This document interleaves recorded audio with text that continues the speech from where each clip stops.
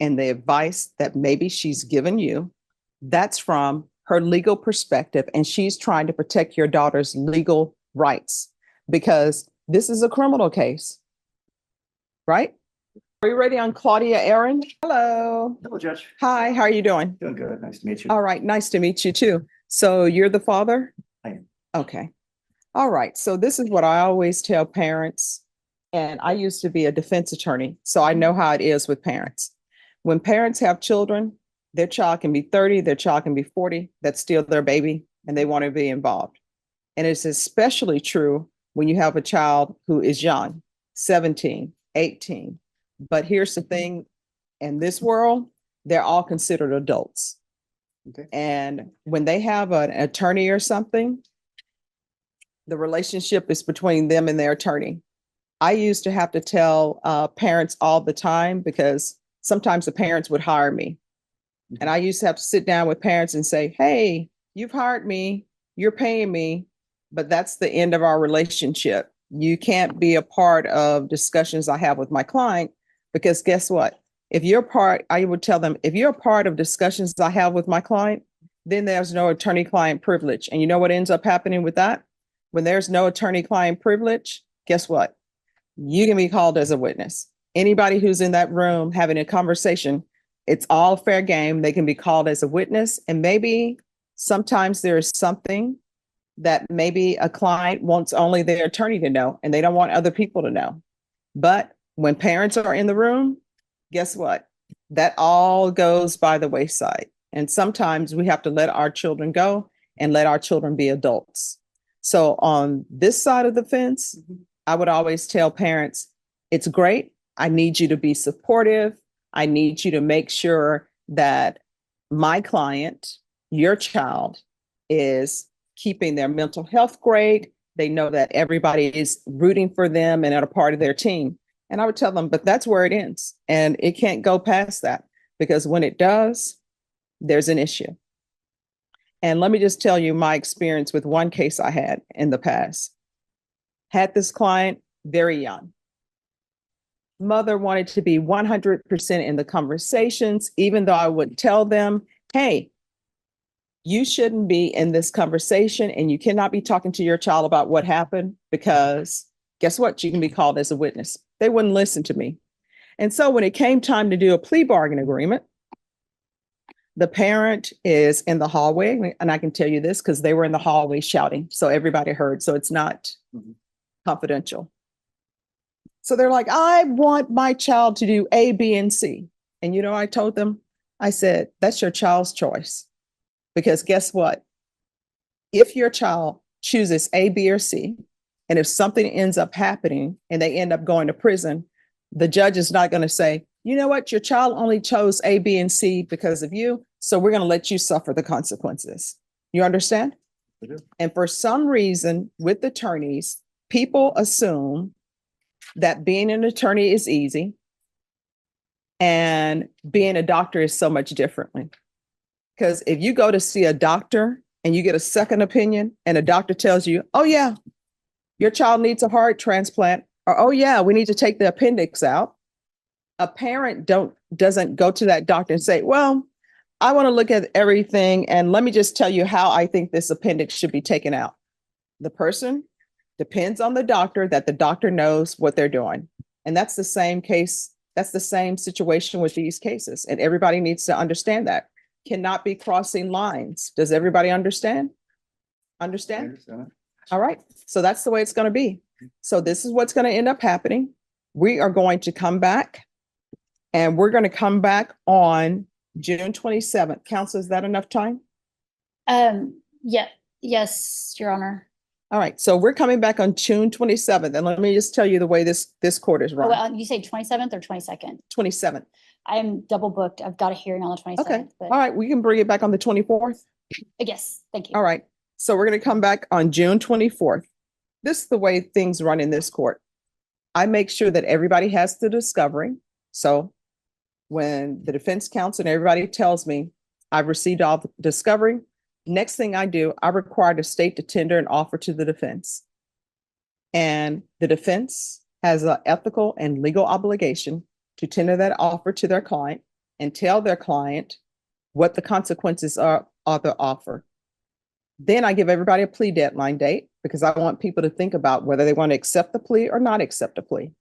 If they decide not to accept the plea, when I give them the plea deadline date, then that plea deadline date has expired and the next setting is going to be a jury trial. And if somebody after that plea deadline date has expired decide, oh gosh, I don't want to go to trial, the only way I'll accept a plea is for good cause. Otherwise, they'll have to plea open to the court. All right, everybody understand? Any questions, Dad? I do have one Sure. question, Judge. Yes. When your child has a serious, persistent mental illness and a developmental disorder, and that is recognized and should be recognized early on in the Article 1622 of the Code of Criminal Procedure.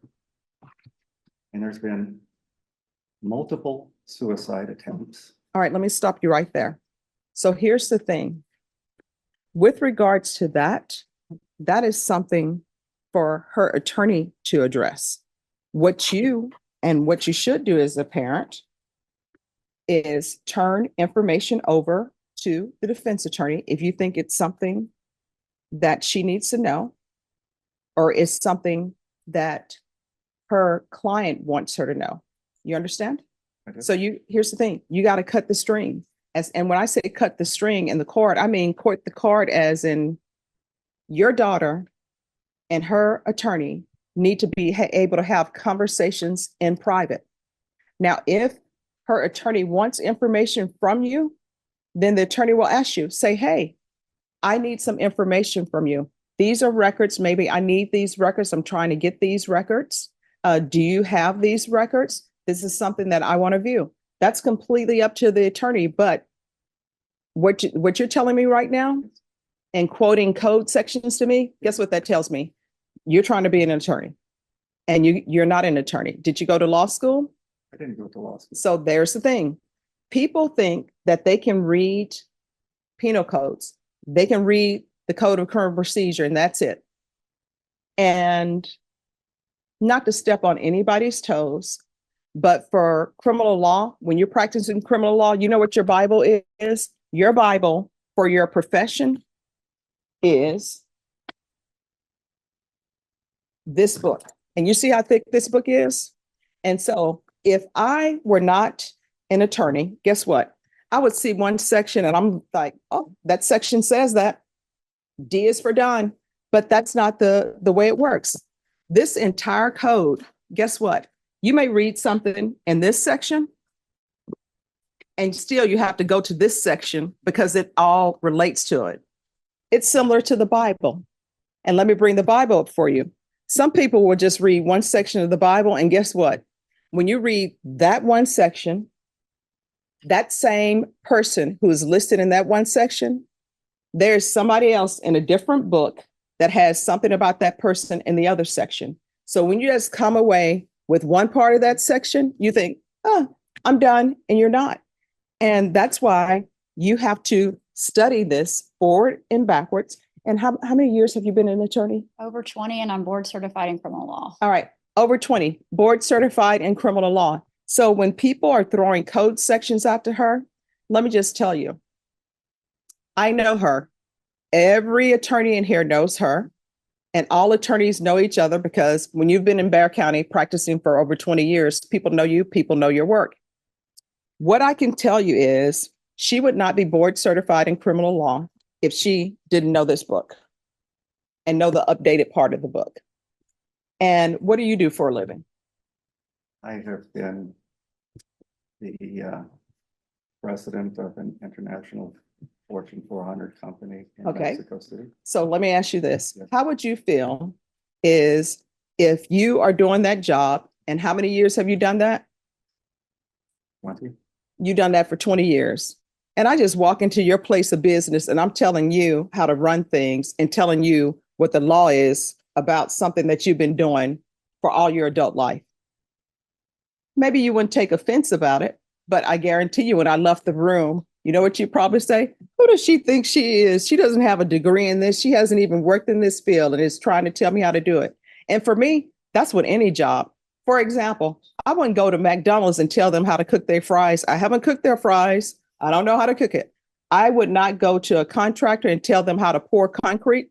I may think I know how to pour concrete, but the little things I know about pouring concrete, you have to have it at a certain temperature. Otherwise, it's going to crack. You have to mix it appropriately. That's why when you see people out here mixing all their concrete with quick concrete, sometimes it doesn't go right because there are certain things that experience, knowledge, and education treat you about it. So here's the thing at the end of the day. At the end of the day, this is her attorney.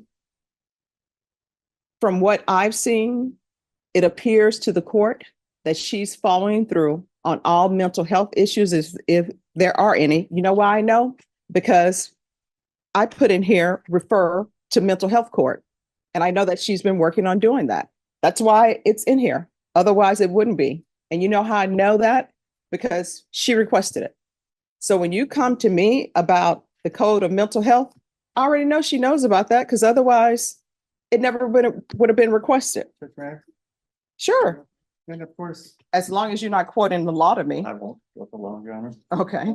Of course, she did go to mental health and that's where discussed, and that's the absolute right place to be. Just a month ago during a suicide attempt, I said, I really finally have insurance and I'd like to get inpatient care for her because it's a very, serious issue. Okay. And I was correct. No, let's hold off until we can get. So here's the thing though.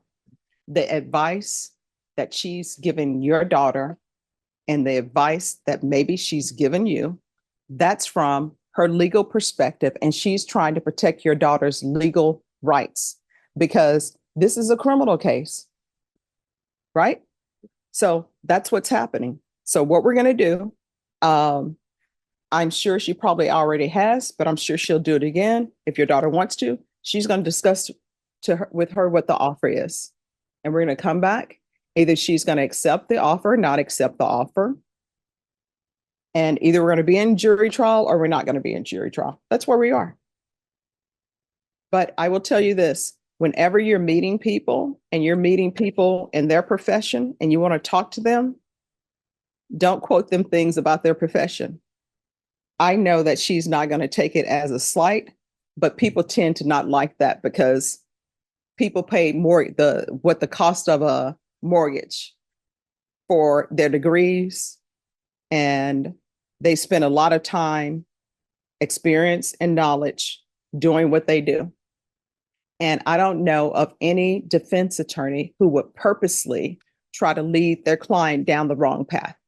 And I've never seen her try to purposely lead her client down the wrong path. And just my experience of a judge with her, I've never had to tell her what the law is. Okay.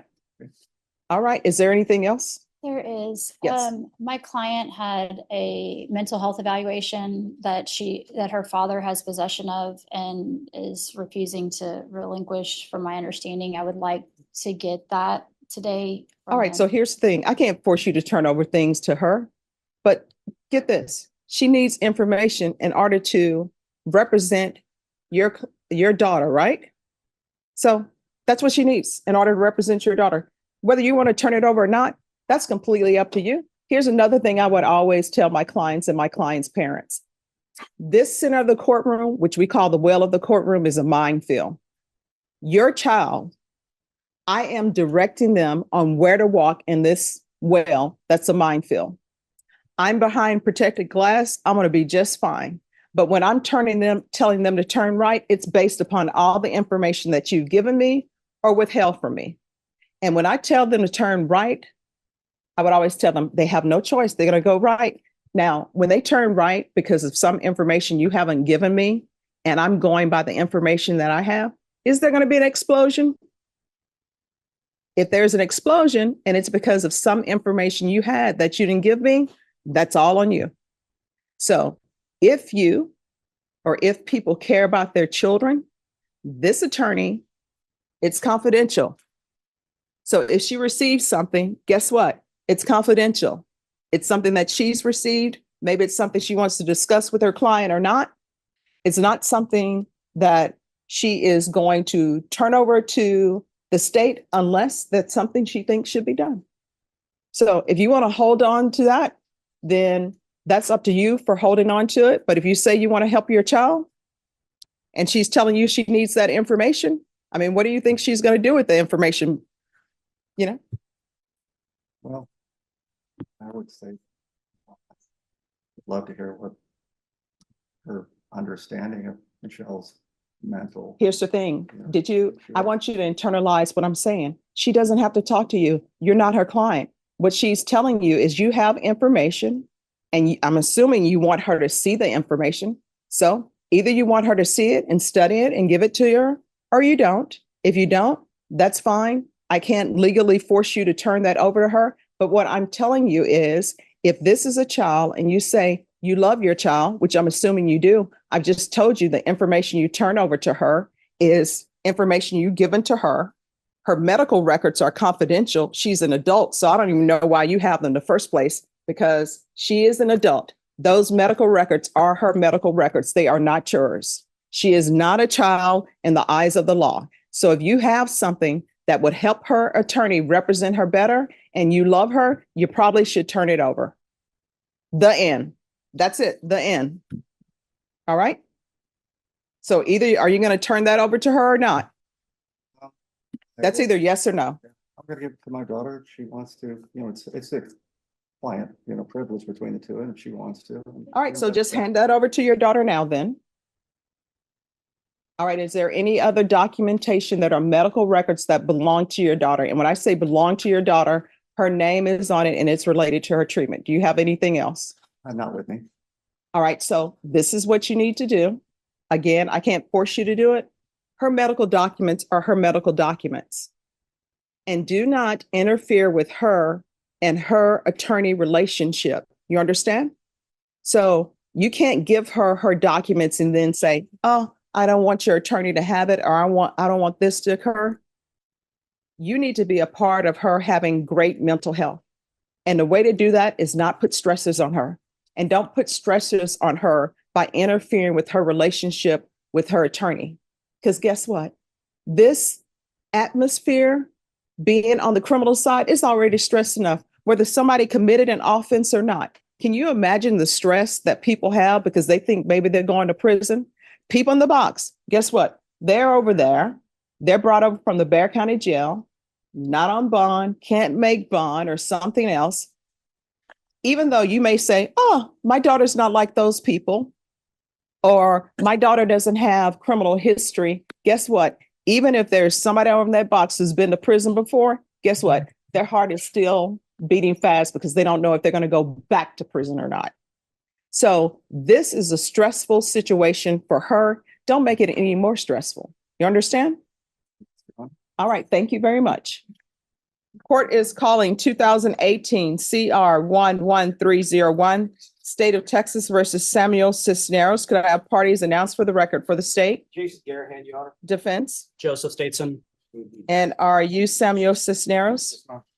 Are you the same Samuel Cisneros who was placed on deferred adjudication in 2018 CR 11301 for the offense of aggravated robbery on July 26, 2019 for a period of 10 years? Is that you? Yes, ma'am. State? Yes, Your Honor. Violated condition number 1 on or about the 6th day of April 2024 in Guadalupe County, Texas. The defendant, Samuel Cisneros, committed the offense of driving while licensed valid with previous convictions suspended without financial responsibility. Violation condition number 1. How do you plead to that? True or not true? True. Your Honor, waive the remaining violated conditions. Any objections? No objection, Your Honor. Did you understand by pleading true to violation of condition number 1, court could find it true, grant the motion, find you guilty, and sentence you up to life in prison and up to $10,000 fine? Knowing that, do you still wish to plead true to violation of condition number 1? Yes, ma'am. Court will find violation of condition number 1 true. Is there a proposed agreement? There is, Your Honor. Yes. And it's the denied motion, continue the individual on supervision with the following. Pay off the citations and obtaining his driver's license within 90 days. Also, probationers requesting credit for, I'm sorry, Judge, this is part of the No problem. paragraph there. So probationers requesting credit for 4-hour parenting education class completed on January 27th, 2020 to the North American Leaning, I'm assuming that's supposed to be Learning Institute, certificate number 321293. Also pay off half of his delinquent balance within 180 days. And a payment plan for at least $100 per week thereafter. And then continue with his outpatient treatment program. And then continue making donations to the San Antonio Food Bank. All right, probation. Yes, Judge. That is probation's recommendation. The CSO reports that Mr. Cisneros has been doing rather well. He's been working on getting himself back into compliance. He's been abstaining from illegal drugs and submitted negative results on his UAs. He reports it as instructed is maintain self-employment. He did pay off the $1,400 to the city of Live Oak County, which should remove the holds on his driver's license. He's provided proof of that and proof of the payment for Uvalde. He reports it's scheduled and right now there's no issues. He did recently run into a few setbacks because his work van was stolen and all of the work tools that were inside of it all of his work tools were inside of it. So right now, Judge, we would respectfully ask that you go on with the recommendations from probation. All right, can you raise your right hand for me? Do you solemnly swear or affirm the testimony you give will be the truth and nothing but the truth, so help you God? No. All right, you can lower your hand. State your name for the record. Samuel Cisneros, All right, how old are you? 28. All right. If you're revoked, how much time are you looking at in prison? Quite a while. The range of punishment. No, how much Uh, time? 599. Or life? And see, there's really not much difference between 99 years or life. You understand? Yes, ma'am. And so they're telling me that your van with your work tools were stolen. Yes, ma'am. How did that make you feel? It made me angry, but at the same time, like back in my old life, I used to do the same thing, so it just got me back. So here's the thing, you know what time, you know the amount of time you're looking at? Now, the state, defense, and probation are making an agreement that you be continued. I don't have to follow that agreement. You understand that? Yes, ma'am. Because your contract is with the court, it's not with either side. Yes, ma'am. So you need to be hyper vigilant. And you know why? Because one, I order parenting classes. So that means that you have children. Yes, ma'am. They're depending upon you. You can't be doing stuff that sometimes normal people would do. Like, oh, I just need to do this, or I just need to do that. Everything that you do, you need to ask yourself, is this something that could potentially result in me going to prison for life or going to prison, period? Because your minimum is 5 years. And how old are your children? 8, 7, and I have a newborn about to be born. All right. So let me just tell you, the newborn who's about to be born, if you were to go to prison for 5 years on this case, you'll probably do a majority of the time because that's just the way the time flows. They say you only do half calendar years, but if you were to do 5 years, let's say you get lucky, you come out in 2.5, your newborn will be 2.5 years old, do not know you whatsoever, unless somebody's just showing them a picture every day. You understand? So you're going to have to be hyper vigilant and stay on the right path. Yes, ma'am. All right.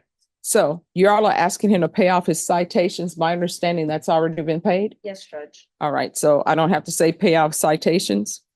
And sometimes I don't like to say pay off citations because people have bills in their life. And sometimes it's, do I pay off this citation or do I pay for my rent so I'll have a place to live?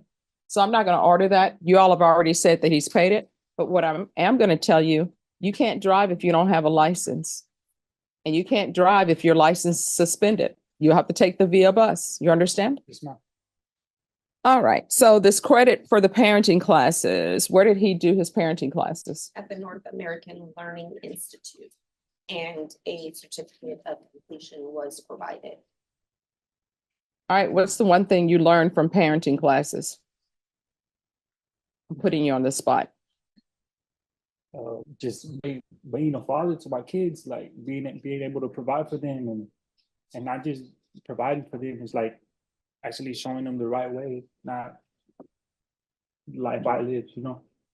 And spending time with them, right? Yes, ma'am. And not blowing up at them, because you have to remember when children are little, sometimes they don't understand the rules, okay? Yes, ma'am. All right, and then let me see.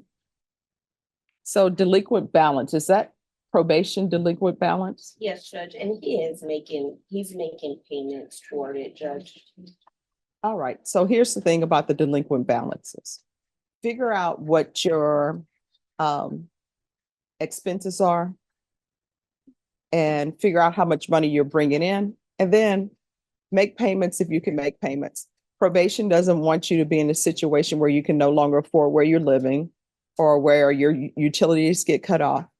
And if there's a situation where he's indigent, counsel, just having to fill out the form, and the court will make a ruling on whether or not he's indigent. Yes, Judge. All right, is there anything else he needs? Judge, they are asking that he continue with an outpatient treatment program and continue making donations to the San Antonio Food Bank for his community service hours. All right. The court will deny the motion.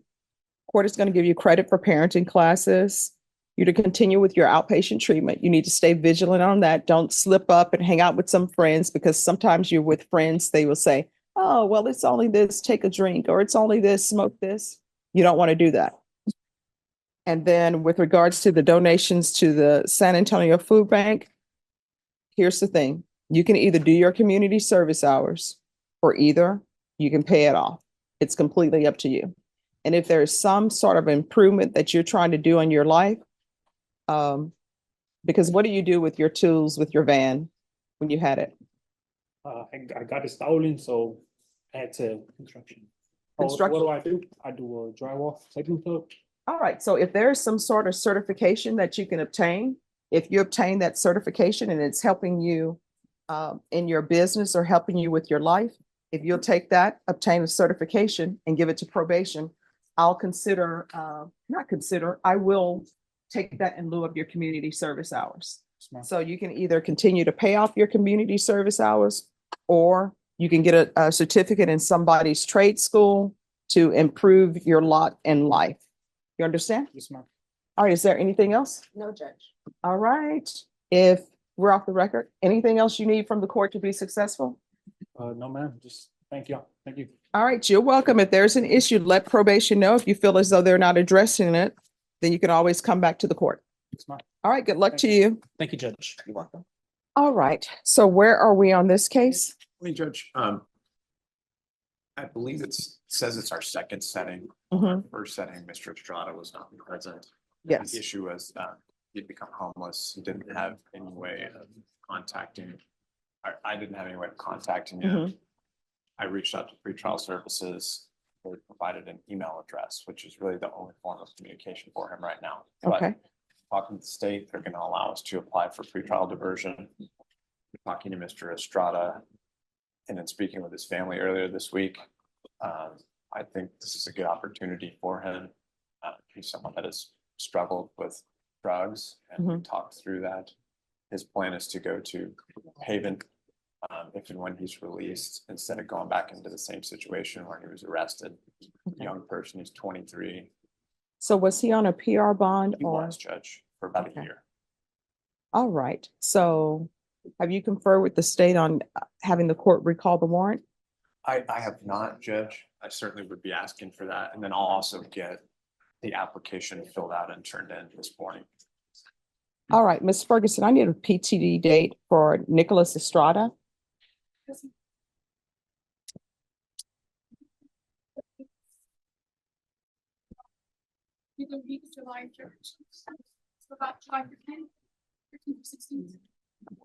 All right.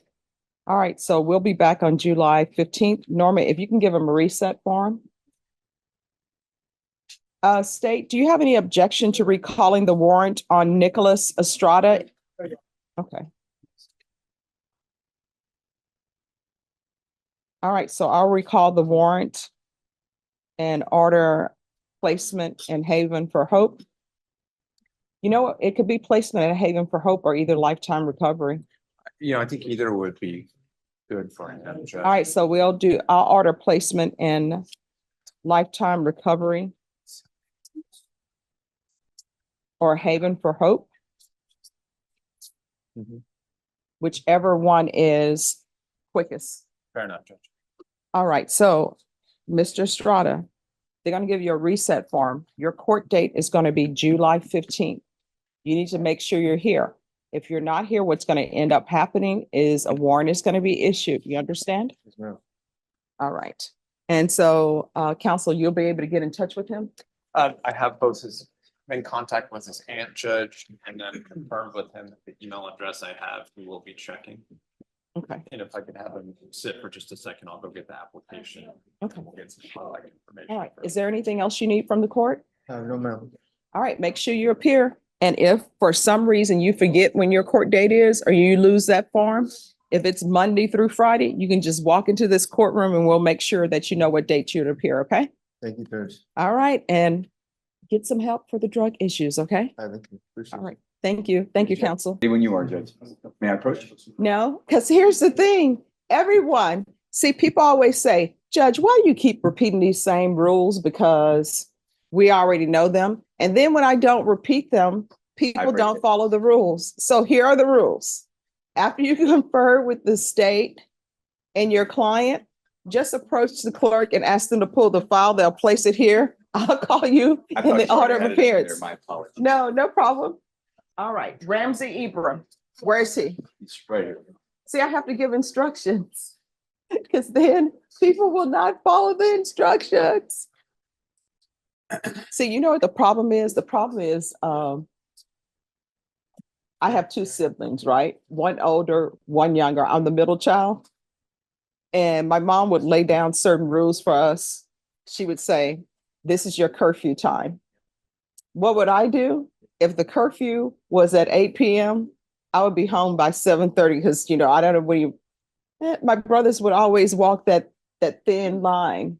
You know, if it follows the rules, it'll be so much easier. I can tell you what the problem really is. And you What? won't admit it. He's a Kansas City Chief fan. Could be it. Enough said. I was a 7:30 guy too, Judge. I was aware of your rules. I thought you had a bench. So I don't want to be Excuse labeled me. as a late person or not. knowing the Everyone. rules. I'm aware of the rules. Everyone, he's a Kansas City Chief fan. Oh Go my Chiefs. goodness. Ramsey Ibrahim, come down.